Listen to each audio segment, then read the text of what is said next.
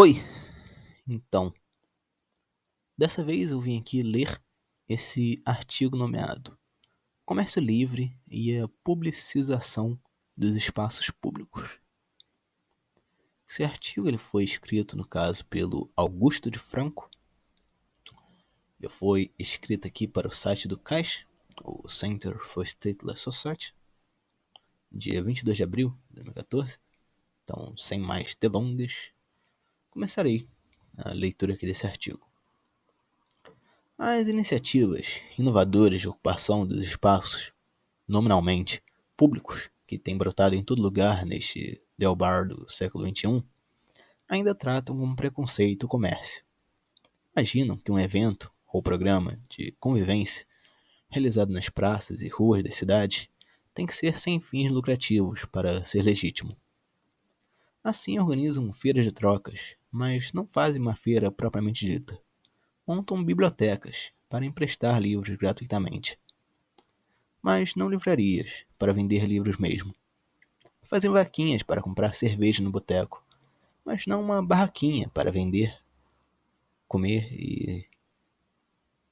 para vender comes e bebes. Tá aqui escrito. Ok. Realizam piqueniques, onde cada um leva um tipo de comida, mas não montam um restaurante para vender refeições. Articulam oficinas para consertar equipamentos, por exemplo, veículos como bicicletas, mas desde que seja tudo de grátis. É como se permitir a uma pessoa vender um produto ou um serviço nesses espaços retirasse a legitimidade da ação empreendida, que deveria ser sempre colaborativa. Fica parecendo que cobrar por algum produto ou serviço não é uma coisa do bem, desinteressada e sim algo degenerado pela contaminação de interesses econômicos, o que seria egoísta e não altruísta. Todavia, uma coisa não colide com a outra. Podemos ter ambientes colaborativos, onde acontecem coisas gratuitas e remuneradas, onde há doação e troca e, ao mesmo tempo, venda de produtos e serviços. Penso que isso acontece porque confundimos mercado com capitalismo. Embora o mercado exista há milênios, e o capitalismo, propriamente dito, tem apenas alguns séculos. E embora mercado não tenha nada a ver com uma visão mercadocêntrica do mundo, como na ideologia do liberalismo econômico ou do chamado neoliberalismo, quer impor a sua racionalidade econômica às outras formas de agenciamento, como o Estado e a chamada sociedade civil. Mas capitalismo não é mercado, nem foi inventado pelo mercado. O capitalismo nasce do conúbio, meio incestuoso, convenhamos, entre a empresa monárquica e o Estado robesiano, que é uma coisa muito diferente do livre mercado, em certo sentido até oposta. Quero refletir um pouco sobre o papel do mercado. O mercado sempre foi interativo e o mercado sempre esteve aberto à interação com outro imprevisível. Ele tem que estar aberto ao freguês porque isso é da sua natureza. Não pode vender apenas para os escolhidos e selecionados, antes da interação por qualquer critério extra-mercantil. Por exemplo, não pode vender apenas para os que são da sua nação, da sua língua, da sua religião, do seu partido, da sua etnia, da sua cor. O mercado quebrou as barreiras hierárquicas e autocráticas entre as pessoas de diferentes povos e de culturas distintas. Falar outro idioma nunca foi grande impedimento para fazer um negócio. O linguagiário e suas coordenações de gestos e atitudes sempre deram conta do recado. E a própria negociação mercantil para baixar o preço em um produto ou serviço, o famoso regatear, ensejou uma interação social riquíssima. Quem já comprou rede, de pano ou linha, daqueles de deitar e dormir, em alguma praia nordestina no Brasil, entenderá de pronto o que estou falando. A Ágora ateniense era um espaço mercantil. As pessoas iam para a praça, não apenas para comprar, como hoje acontece num supermercado, mas também para conviver, interagir, conversar. Foi na praça do mercado de Atenas que a democracia foi inventada pela primeira vez, mas ela só pôde nascer porque se conformou uma rede de conversações no espaço que se tornou público. Foi a interação, a conversação, que fundou o espaço público, sem o qual não poderia ter nascido a primeira democracia. Antes o espaço urbano não era público, era apenas um espaço estatal, regulado, como tudo numa autocracia pelo rei. Os assuntos comuns não existiam porque não existia o commons.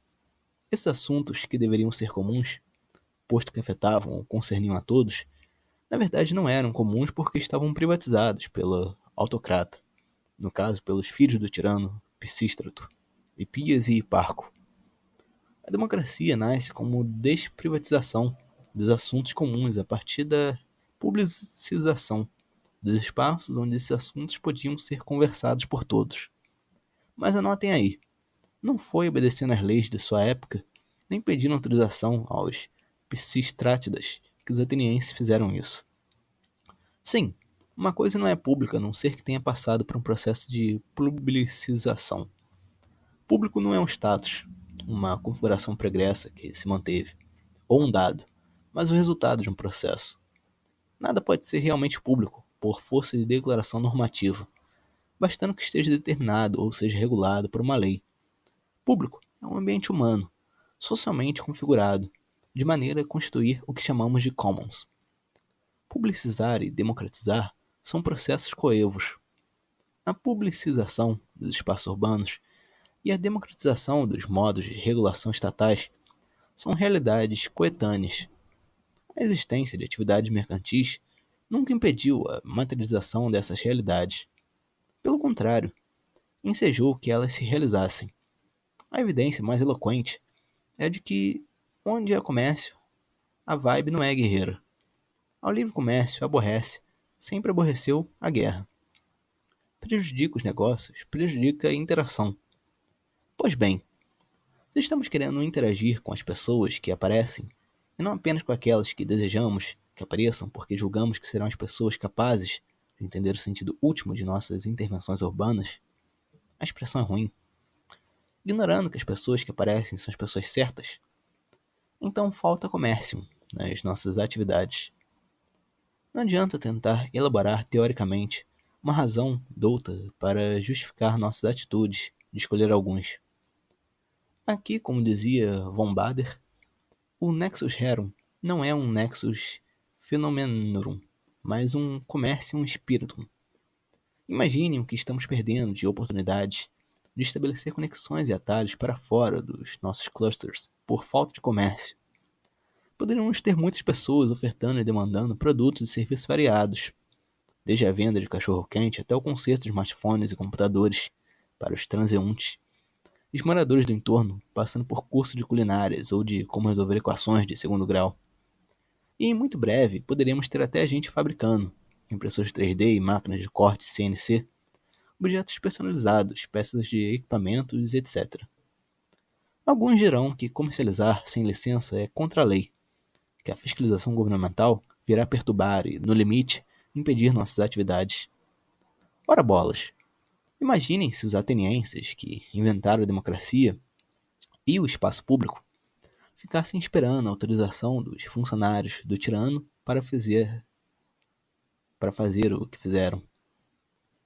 É de comércio livre que se trata aqui, e não de comércio regulado. Se fosse para obedecer às leis, nunca teria havido os Occupy e a Praça Tahrir e a Praça Maidan jamais teriam sido ocupadas. Ah, isso é outra coisa. Não, não é. Eis o ponto. É a mesma coisa. Se não estamos dispostos a desobedecer, como podemos pretender publicizar espaços estatais? Isso é revolução social. Mas revolução social talvez não seja bem o que você pensava. Não, não é a conquista de algum palácio de inverno e nem a vitória eleitoral contra as elites. Não é a troca dos ocupantes do Estado, mas algo que acontece na intimidade da sociedade, alterando os fluxos interativos da convivência social e mudando comportamentos. Fazer uma horta urbana onde não é permitido ou não estava previsto pelo planejamento normativo estatal é revolução.